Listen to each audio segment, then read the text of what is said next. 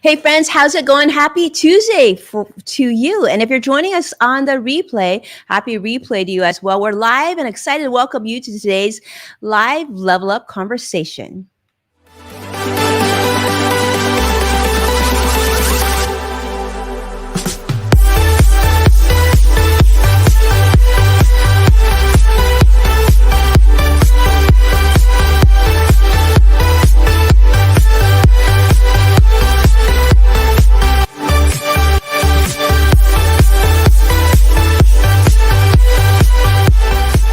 Welcome to Level Up with Winnie Sun.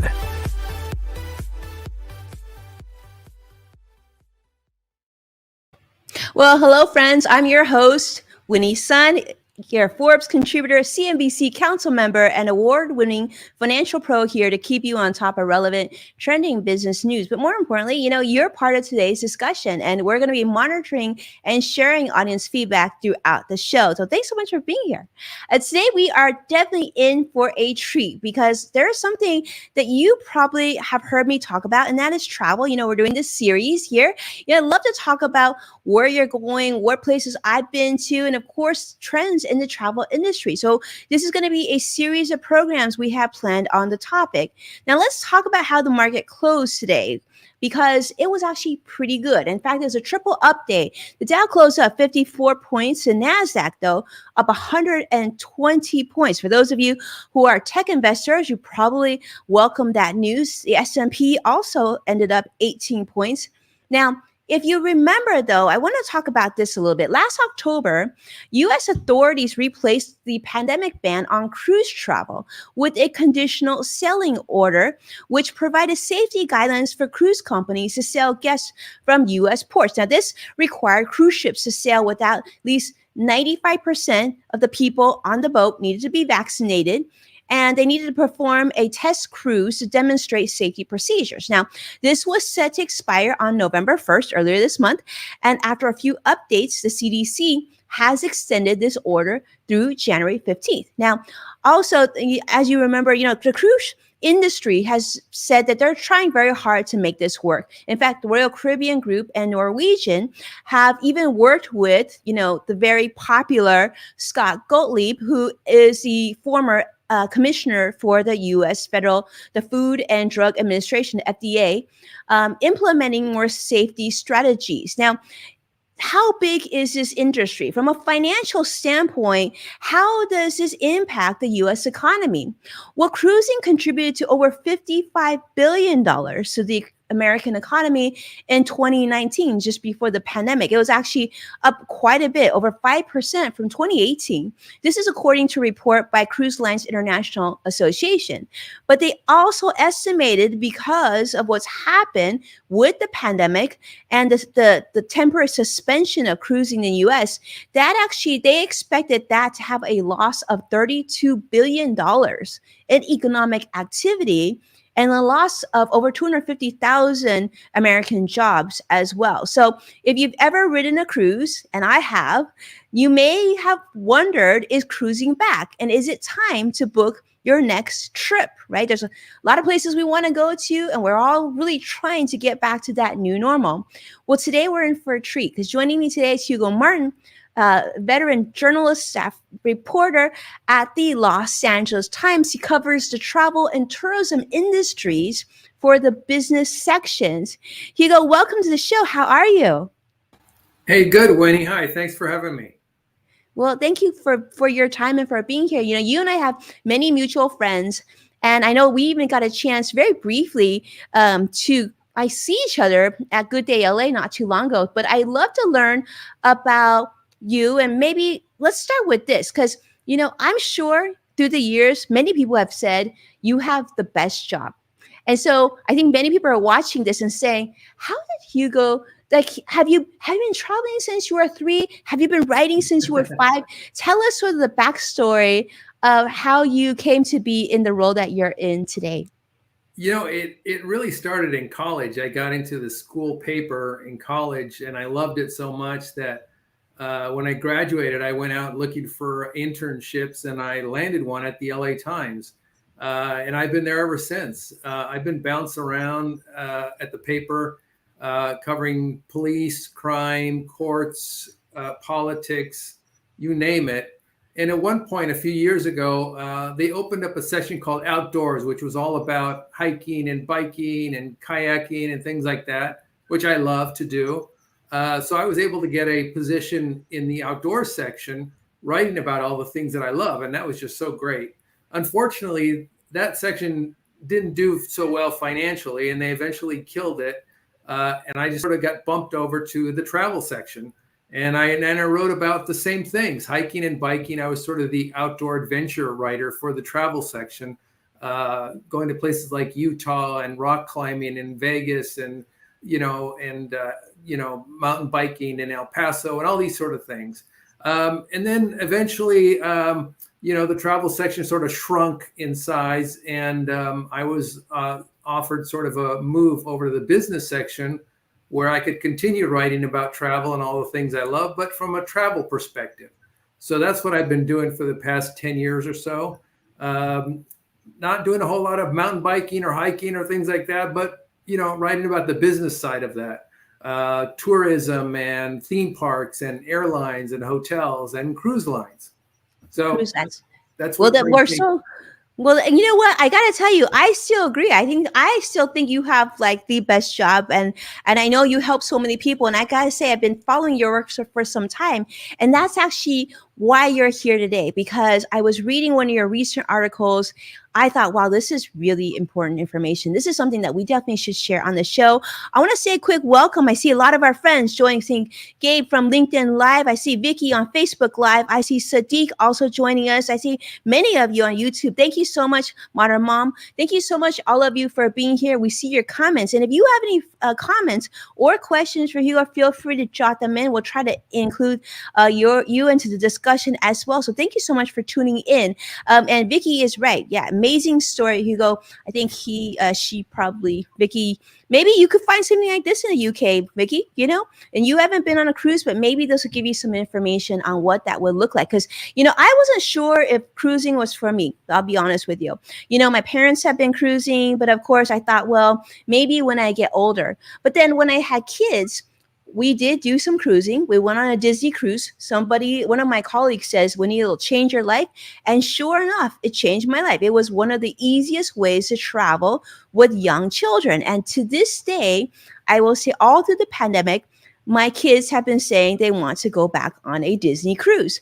But then part of me is just like many of you watching, probably you're thinking, I don't know if that's the type of travel I'm ready for. Hugo had talked about hiking, right? Outdoors, that sort of travel we've been doing a ton of. That feels very, very safe right now. But the pandemic has certainly changed a lot of ways that we've traveled. And so let's talk about this a little bit. Hugo, from your standpoint, how the pandemic has impacted the cruise industry. Yeah, well, you're exactly right. During the pandemic, there was a huge surge in camping, hiking, mountain biking. Bike sales went crazy during the pandemic. People just wanted to do something. And those outdoor things, as you said, were a lot safer to do during the pandemic. Cruising got shut down. I mean, primarily cruising in the USA was shut down for over a year. All the cruise lines voluntarily shut down somewhere around March of 2020. And they only recently started to set out sailing again. Europe started a little bit earlier than we did here in the U.S., but the big U.S. companies, Carnival, Holland America, Royal Caribbean, Celebrity, they all started just recently. And remarkably, people are ready to go back to cruising. The numbers of bookings have started to pick up, and some of the cruise companies say the demand has already reached the pre-pandemic levels. Wow. So, there's a core group of people, Americans, who just love cruising so much. They can't wait to get back out there.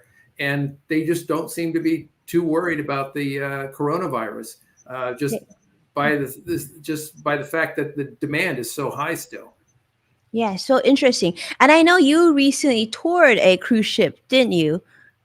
Yeah. The Princess, what was it? The Destiny, I believe. I can't remember now. Yeah, it was docked in the port of LA.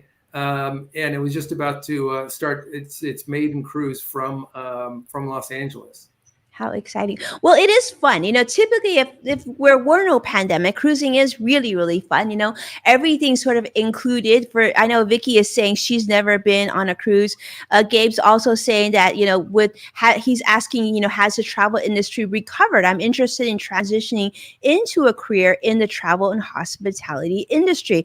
And we had our executive, Mark, last week from Hyatt talking about how travel has definitely come back and how hotels are getting very full. But cruising's a little different in that in some ways you're almost on a like a small island. You have a lot of people, and when you're eating and whatnot in very sort of confined spaces, it's very hard to social distance on a cruise ship versus going to a traditional hotel or property. So, I mean, that's what's interesting is that there's a lot of people, like you said, there's pent up demand. People obviously want to get back to normal.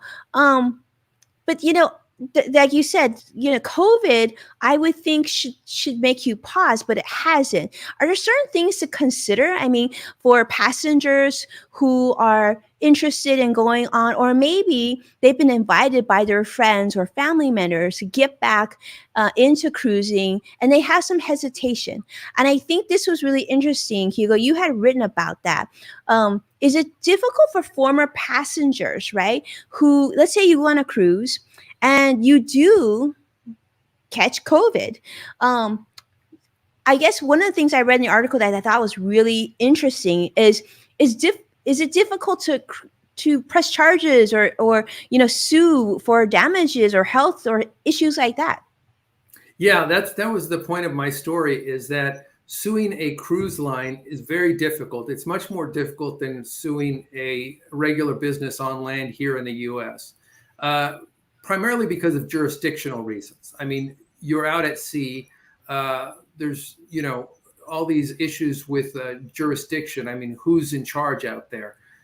There's also a lot of laws that the industry has adopted or has or is directed at the industry. Like, for example, there's something called the Death at Sea Act, which is a 1920s law that says if you die out at sea because of negligence on a boat, the most that your family can collect is your financial support. In other words, the money that you would have earned if you had lived. You can't get pain or suffering. You can't get you can't penalize the company, the cruise line, with lawsuit and taking some damages from them. So that's one thing. Also, when you book a cruise, there's something that's called the ticket contract. It's similar to when you buy an airline ticket, which it's a contract that basically sets out the rules between you and the cruise company. And these rules are very restrictive on what you could do. Number one, you can't join a class action suit against the cruise lines. That's what it says in the contract. Also, it says you have a certain limited time in which to file your lawsuit. And if you let it go too long, you're out of luck. You can't sue.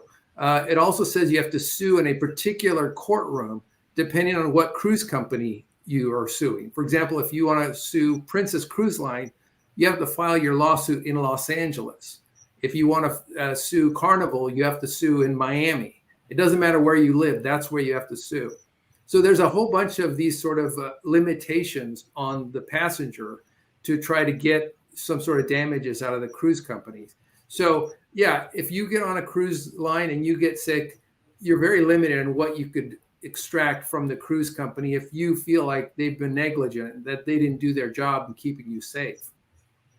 Oh, that's so interesting. Yeah, Vicky is definitely surprised to hear that. And I'll see, Hugo, I've been on several cruises, and actually this is information that's sort of new to me. And I'm thinking many of you as well, because when you do sign up for your cruise, you're very excited. You make your deposit, right? And then at one point you pay up your cruise, and you're given pages of documentation to review and sign relatively quickly.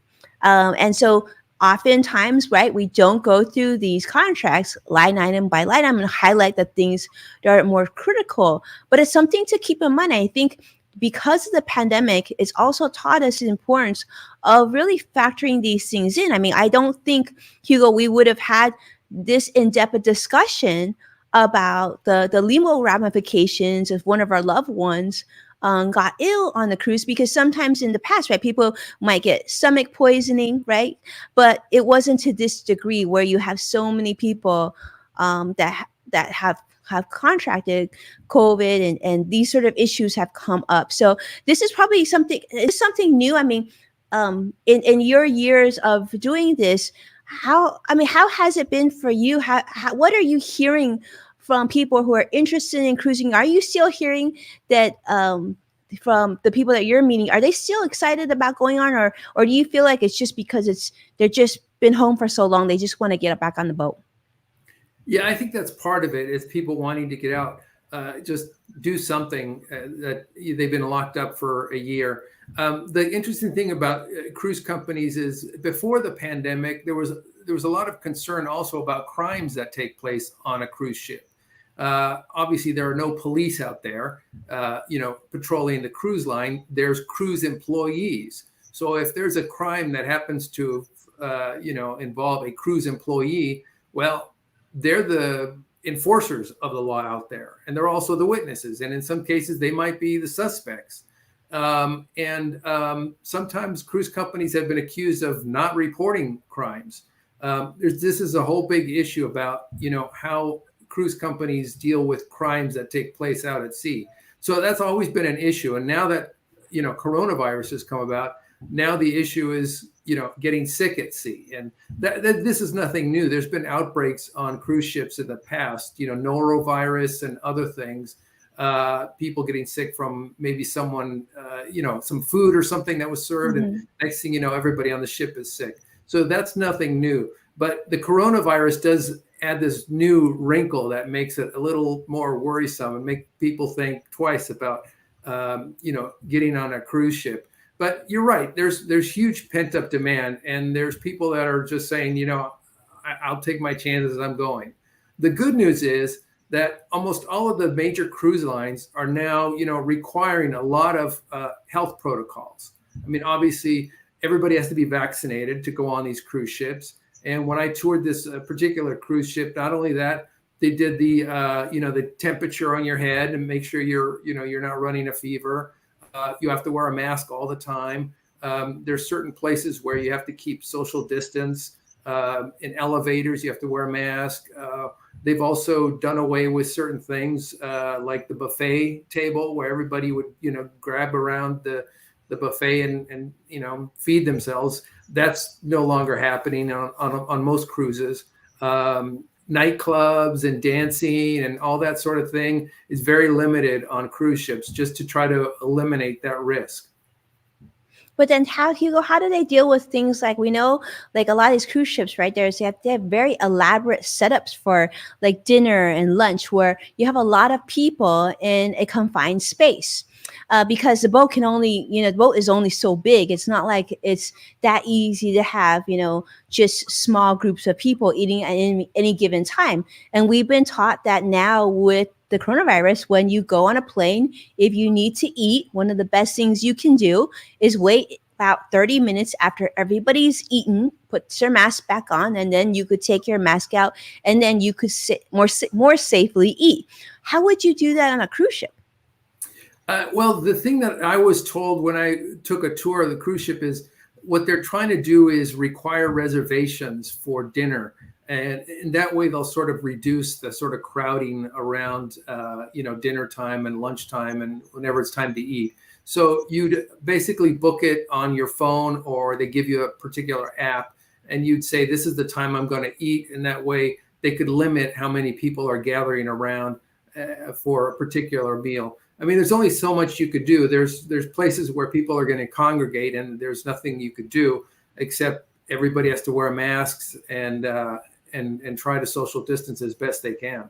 Right. So that's really helpful. Sadiq is joining us from LinkedIn Live, and I see Sadiq adding a lot of comments in here. In particular, he's also mentioning the importance of us remembering that there are a lot of people who are employees of the cruise that are working there all year long, right? This is their career. So things to think about as well. I'm guessing that a lot of the restrictions that we're hearing for guests being that, there's different governing bodies because you're out in sea, that's probably one of the things you would be concerned about as an employee there as well. We're probably not going to get into that, Sadiq, but thank you for sharing your comment on that. Vicky is asking, so, we had mentioned that it's going to be more difficult to do a traditional, if let's say someone gets ill, or let's, even more so, someone dies, a loved one dies, there's less that you're able to sue for. One of her questions, well, is this something that travel insurance would be able to cover? I don't know. Do you know? I would think travel insurance is about the cost of your trip, reimbursing you if you need to, leave the trip or cancel the trip. There is certain insurance as well, medical insurance, that will help pay for, say you have to be evacuated by helicopter or by ship or something like that.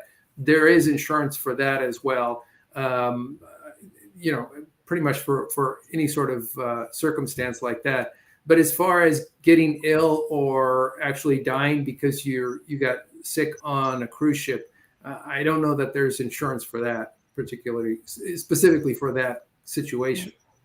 Right. So Vicky, there's your answer to that. And I think that makes a lot of sense. I mean, I know that, previous to the pandemic, obviously many of you know that I am a very avid traveler for business before the pandemic, and with my family. That's sort of our hobby as a family. We buy less material things, and we like to make memories together. So travel is our big thing. And one of the things that we've done in the past is making sure you use the right credit cards to purchase your travel events, because some of them include exactly what Hugo talked about. In case something happened, so certain insurance that the credit card would provide would do things such as replace lost luggage, or if you need to be evacuated for medical reasons, there are certain stipulations that could come into play. So thank you so much, Vicky, for that question. Hopefully we were able to answer that. But let me ask you this, Hugo. You've been following this carefully. There's talks that some of these provisions that the CDC has laid out might cease to exist sort of mid-January. I know, we don't have a crystal ball, but what are your thoughts? Do you think this is going to be continued on, or do you think a lot of, the vaccination requirements and all these things, do you think some of that will be lifted? Because we're seeing even here in Southern California, a lot of stores now, you go in, especially here where I'm in Orange County, people aren't wearing masks anymore. Like, although I would like them to, they don't, right? So do you think that there's going to be that sort of change with the cruise industry? I think a lot of that's going to be driven by the passengers. It's what the passengers are going to feel comfortable with. I myself went to a concert recently where everybody was required to be vaccinated, and the crowds were huge. I mean, we loved it because we knew that we were pretty safe hands there. And I think the same is going to be true for cruises. Will people feel comfortable going on a cruise ship when vaccination is not required? I don't know. I think that a lot of people will feel more comfortable getting on a cruise ship knowing that everybody's vaccinated, including the employees. And it's possible that cruise companies might mix it up. They might say, this is a vaccinated cruise. Everybody's going to be vaccinated and you could book it. Or here's one where it's not required. You could book that too, and you make the choice. But I think it's all going to be driven, obviously, by, the almighty dollar, by the passenger and what they want to spend their money on. Great. Yeah, that makes perfect sense. Makes a lot of sense. That way you basically, like you get to pick what room. You can also pick what type of cruise that you're comfortable with, and do what makes most sense for you. Now, just let me ask you, Hugo, for you, getting on a cruise anytime soon? I don't have any plans for a cruise anytime soon. For the first time since COVID, in a week or so, I'm very excited about that. But I'm telling you, there's a lot of, you gotta show your credentials. You got to show that you've been vaccinated. In some countries, you got to show that you've taken a test. There's a whole lot of stuff that you have to worry about that, is completely new. And I'm just freaked out, hoping I don't mess up and get something wrong. Well, I'm thinking you are going to be in good hands because you are you, Hugo. So I'm sure you're just going to have the most amazing trip. But it's kind of like when we had a transition and all of a sudden we had to go through TSA. Remember before? Remember when we didn't have to do that? All these things where we had to think about TSA and pre-check and global entry and all these things. But I think it's just another box we got to check. And if it gets us through this process, then so be it. I want to say a quick hello. I see Joshua joining CrossX Fighter joining us from YouTube Live. It's great to see you as well, my friend. Thank you so much. And yeah, Vicky is loving the content. Hugo, thank you so much for sharing this. This is why I personally invited him, because I was really hoping he would come on. A wealth of knowledge, Hugo. I gotta tell you, I love this conversation. Definitely want to have you come back. But let's do a little speed round because we do that amongst friends.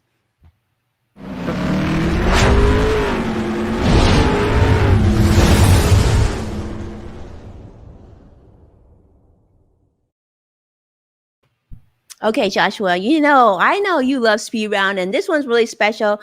Now, we're going to give Hugo a couple of minutes to answer a couple questions, and I thought about these, right? What would I want to ask him? So let me ask you this, Hugo. You've traveled around the world. We know you've got a trip coming up as well. Now, given what you know and given all the reporting you've done all these years, if you were to live in one place outside of the United States, now I know you live in California like I do, which is, let's be honest, pretty great. If you were to live somewhere outside the United States 6 months out of the year, where would it be, and what months would you stay there? Interestingly, I've been thinking about this lately because I'm, getting pretty old. Thinking about retiring sometime soon. I've really been fascinated with Portugal, and particularly the coast along, Portugal's coast. Maybe sometime in the, I don't know, spring of time of year.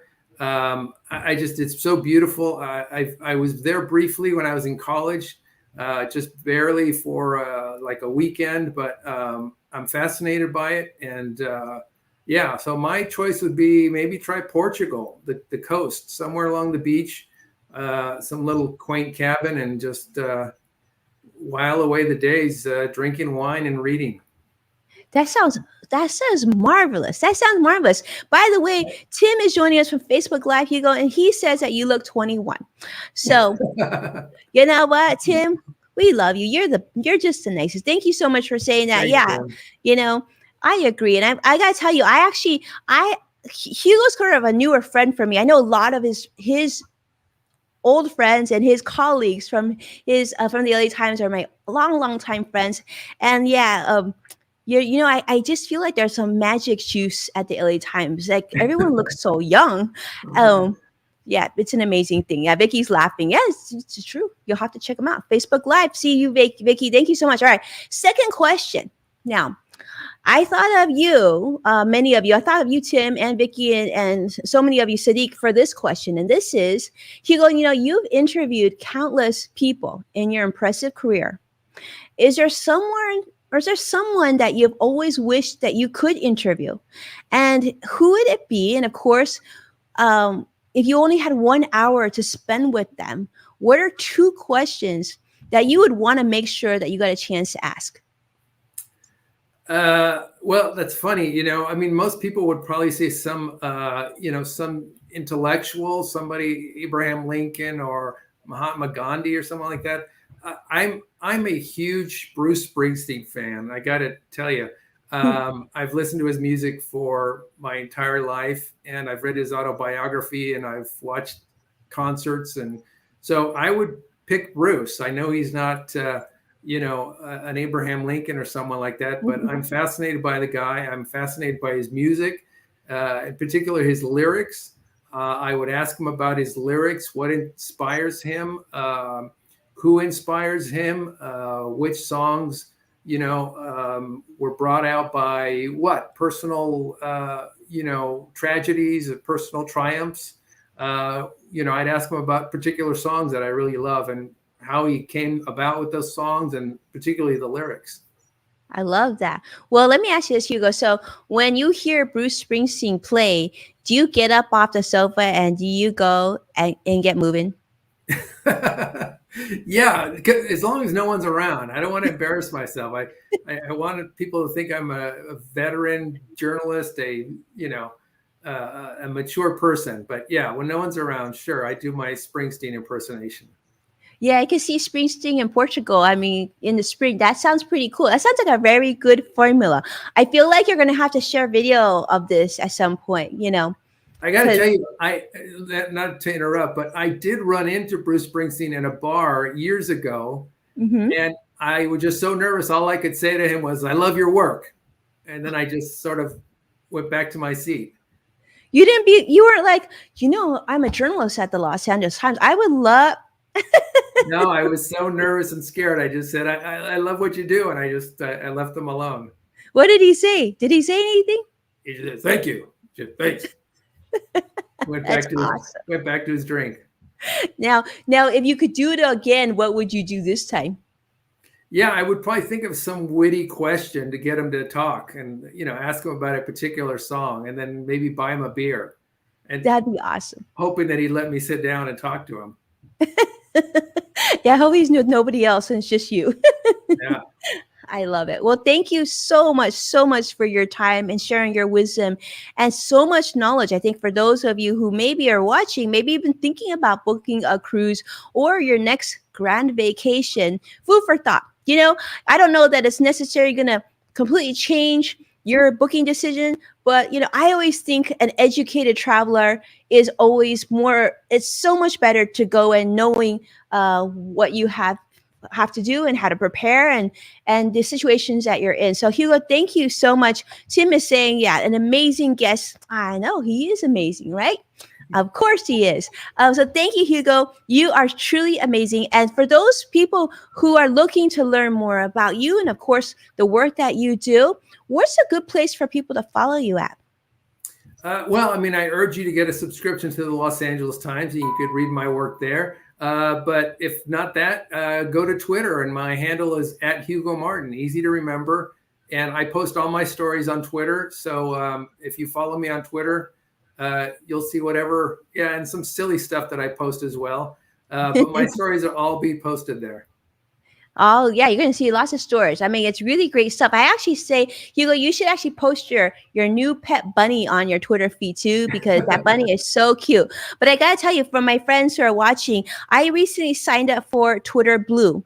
And Twitter Blue, one of the media companies that you can follow that Twitter Blue will then take away the advertising for is actually for the LA Times.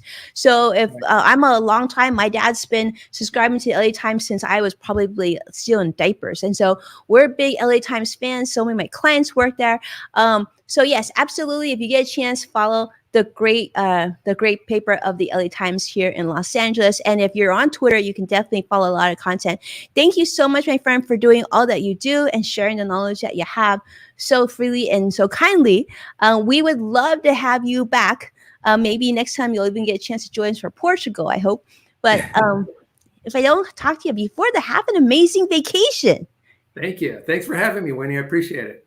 Thank you. And hopefully after your trip, maybe you'll share some photos with us on Twitter. We would love to see that. And thank you so much, everybody. Give Hugo a follow on Twitter. Let him know if you have any other questions on travel. Follow him and see. I always like to send him. I think it's a great idea to send experts like himself questions on anything that you're thinking about, because sometimes that even might trigger him an idea for his next story. Now, do me a favor, share a tweet out on this the stream that we had today, and also join me on Twitter again tomorrow, because tomorrow, as you know, on Wednesdays we do our mega tweet chat. We have the largest business tweet chat on social media, and tomorrow we have a very, very special show scheduled for you called Make a List, Check It Twice. We have my friend Michelle Fox from CNBC, Deb Nason, who also writes for CNBC, and Jessica Dickler as well, CNBC, Financially Lit, Anthony Coltman, great financial blogger, to really help you make the most of year-end planning. So you definitely want to join us.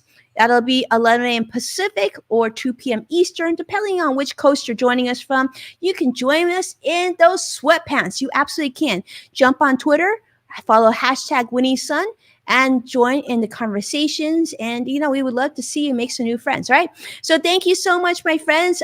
Be well. Thank you for watching. Take a moment to share this show with someone that you care about. And as a reminder, you can find full episodes of Level Up on NASDAQ, the CW in San Francisco, Amazon Fire, Roku, and many, many others. So be well, and I can't wait to see you again this week. Take care now.